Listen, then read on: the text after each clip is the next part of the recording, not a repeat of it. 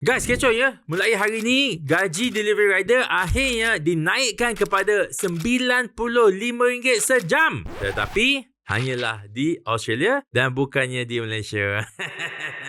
So yes, memang korang tak salah dengar. Baru-baru ni Australia baru saja buat satu keputusan yang berani, yang sangat bersejarah untuk pekerja-pekerja gig, di mana dua syarikat gergasi, Uber Eats dan juga DoorDash dah bersetuju untuk bagi minimum wage ataupun kadar bayaran minimum untuk riders diorang. So jadi dekat Australia, rider basikal akan dapat sekurang-kurangnya 31.3 Australian dollar untuk setiap jam bekerja, manakala rider kereta pula boleh dapat $30 sejam. Kalau kita tukar duit kita ni, boleh jadi lebih kurang RM95 sejam. Itu yang pergi buat lawak awal-awal sikit tadi kan. Bayangkan RM95 satu jam, kalau kerja 10 jam dah RM950. Tapi di Australia lah. So you see, sistem bayaran dia bukan macam gaji bulan biasa. Tiap bulan you dapat kerja 10 jam RM950, darab 5 hari dapatlah beribu-ribu. Tak. Bukan macam tu, sebab diorang masih lagi dibayar mengikut trip yang diorang buat. Cuma syarikat kena pastikan purata bayaran rider dalam tempoh 21 hari tidak jatuh bawah kadar minimum tadi untuk waktu engage time. Waktu engage time ni maksudnya adalah dari saat rider terima job sampailah diorang drop off makanan, termasuklah waktu menunggu dekat restoran. Kenapa diorang buat macam ni? Sebab sebelum ini ramai gila rider kat sana mengadu dapat bayaran rendah sangat, sekitar $14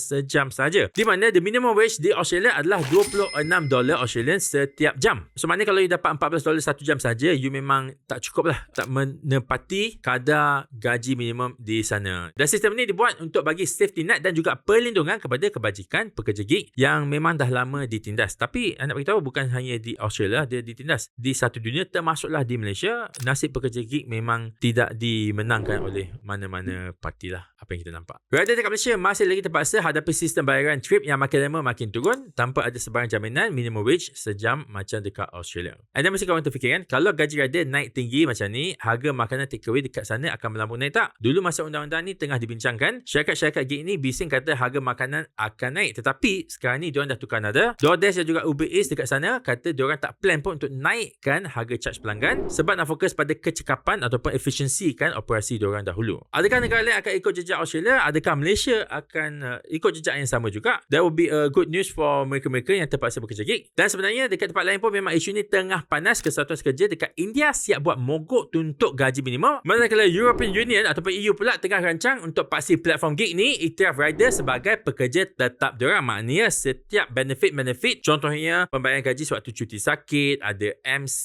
ada protection dari segi pekerjaan, semua tu patutnya di-affordkan kepada pekerja-pekerja gig juga, sebab pekerja-pekerja ini memang pun bekerja untuk berpuluh-puluh kalau tidak beratus-ratus jam setiap minggu ataupun setiap bulan. So korang yang tengok video ni, korang rasa bila giliran rider dekat Malaysia nak dapat pembelaan ataupun minimum wage macam ini? Cuba komen dekat bawah.